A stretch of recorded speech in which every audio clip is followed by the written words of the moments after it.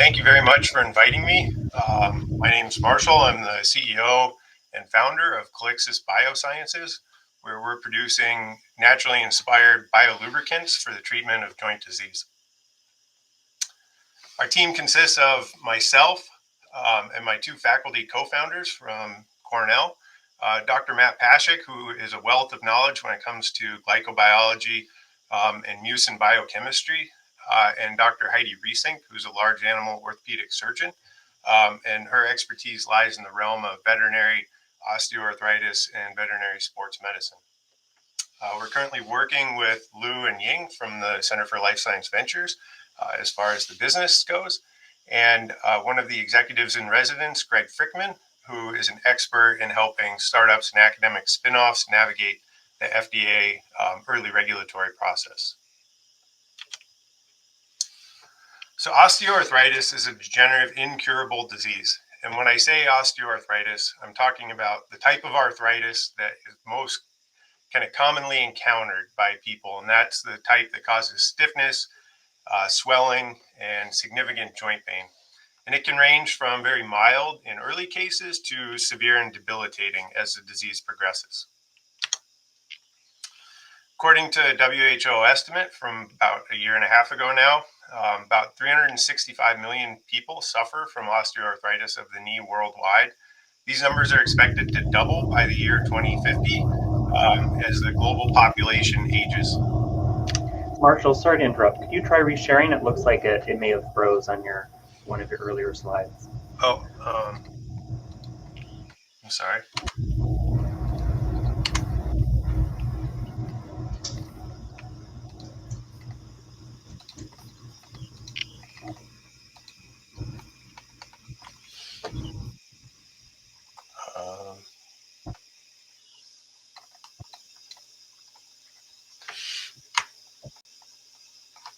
Okay. I'm just going to leave it in this view.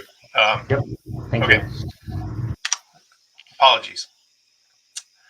Right now, the treatment landscape for osteoarthritis consists of early interventions such as lifestyle modification, including weight loss, increased activity, physical therapy, over-the-counter pain relievers, prescription pain relievers, and then injections, which could be steroidal or visco supplements like hyaluronic acid.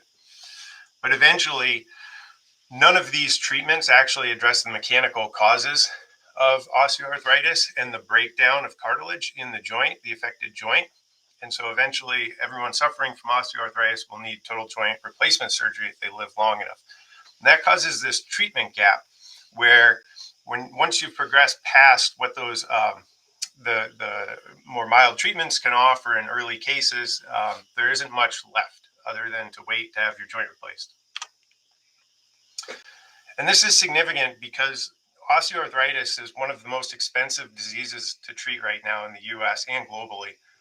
Estimates vary widely on how much is spent, but one study from 2017 estimated somewhere between $5 and $15 billion in the US alone. A significant portion of that cost is total joint replacement surgery or revision if you have to have more than one, and that averages around $20,000 right now. And on an individual level, a person who's diagnosed with osteoarthritis of the knee can expect to lose about $4,000 in wages annually following diagnosis. Our solution is to take what nature gave us in terms of the natural lubricating glycoprotein called lubricin that's found in joint fluid, and we tweaked it just a little bit in order to make sure that we have a product that's both biocompatible and designed for manufacture while retaining all of the natural chondroprotective and lubricating properties of lubricin found in your joints already. In vitro, we've shown that our recombinant lubricants are able to lubricate cartilage approximately equivalent to complete synovial fluid, so complete joint fluid in the low-speed sliding regime, which is where you need the most relief. And in one early preclinical trial or preclinical study done in rats, we found that supplementation with recombinant lubricin can decrease cartilage damage by about 50% in a knee OA model. So how do we stack up against the current offerings? Well, recombinant lubricant is the only thing that has the potential to provide that low speed relief for day-to-day motions like walking and climbing stairs. Also, we've demonstrated in another preclinical model that our lubes are retained for about 1.5 months in the joint, and that's the half-life. Comparing that to hyaluronic acid, which is roughly 1 week, it lasts about 8 times longer, and corticosteroids, which are cleared from the joint very quickly, on the order of a day or two. We've demonstrated in a couple of different models now that recombinant lubricant is safe for repeat injection in both large animals, being an equine model, and in rodent models. And finally, unlike previous attempts to commercialize lubricant for osteoarthritis therapies, our lubes were specifically designed for manufacturing, allowing us to achieve economically viable, scalable pipeline. Our business model is focused on asset creation and licensing through prototype development. And to go along with that, we've identified a few potential revenue streams. The later revenue streams are pretty straightforward, being licensing and royalties. But early on, we've had significant interest in generating research material as a potential way to bring some money in before we get to the clinical stage.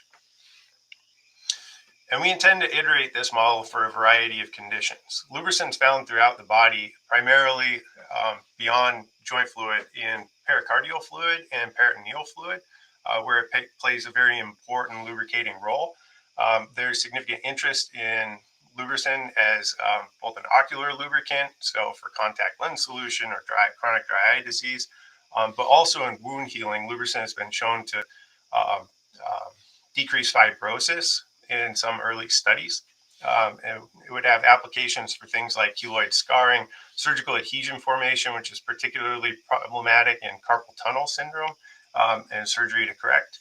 And then finally, in anti-fouling surface coatings for implants. Our development timeline so far, we published and filed a patent back in 2022 for the actual design of the codon scrambled lubricant. And from there, we took a hard tack at looking at scalability of manufacture. We were able to achieve significant milestones using industry standard equipment that was available to us at Cornell, including 1 gram per liter productivity. And that's nowhere near the maximum, but that was one box that we wanted to check, and we did. We've also refined our bioprocess so that we have undetectable impurities in the final product, and we've demonstrated sterility and using industry standard tests. As I mentioned, we completed a safety study as well as a post-traumatic osteoarthritis study in rodents. We are currently running an equine efficacy study, so using another model. And then we just started a mouse study of a non-inferiority design against the current standard of treatment, which would be an HA product. We're very excited to get that rolling. We've also filed a process patent that we were just dealing with the conversion on that. And looking forward, we're hoping to do an early feasibility study, first in human type, somewhere around the end of this year. Right now, we're looking to raise pre-seed funds of about $750,000. This will enable us to do some non-GLP expanded small animal work, specifically that range finding study we have not been able to do yet, but also the toxicology and metabolism and some stability. And this will set us up for our pre-IDE meeting with the FDA. And then finally, we have a number of quotes and have been working quite hard on identifying a CGMP contract manufacturer for our product. But the first step in that is going to be the cell line development and validation of the transferability of our process.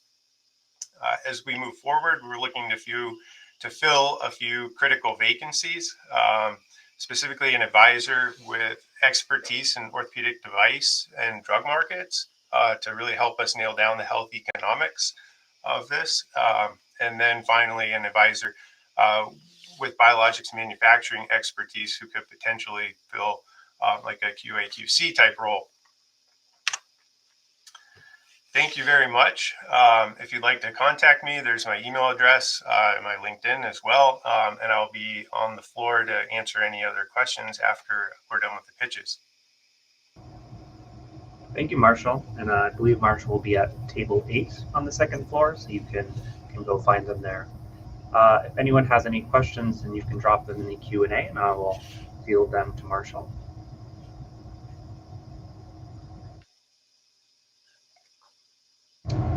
I have a question while we're waiting from the audience. How is Calyxis thinking about prioritizing given the platform potential of the lubricants you've developed? Prioritizing in terms of application? Yes. Yeah. Arthritis is the largest market of the ones that we've identified. It's also the most natural because lubricant, from an academic perspective, has been studied in the context of joint lubrication. And some of these other applications are relatively new. So yeah, it also ties in very well to expertise of our team. My background being biophysics and arthritis being a very mechanical disorder, Heidi being an orthopedic surgeon. Yeah, so it makes the most sense to go after arthritis first. Great, thank you. A question from the audience. Do you have any grant or any other non-dilutive funding at this stage? Yeah, we were awarded a CAT grant last year that's going to allow us to do some in-house work in terms of our cell culture and the manufacturing side of things, and study how some of the parameters in that part of the process can affect the function of the product that we get on the other side. We're also working on an SBIR proposal and looking at other smaller funding mechanisms that are available, non-dilutive funding. Great, thank you. We have time for maybe one more question if there are any else from the audience.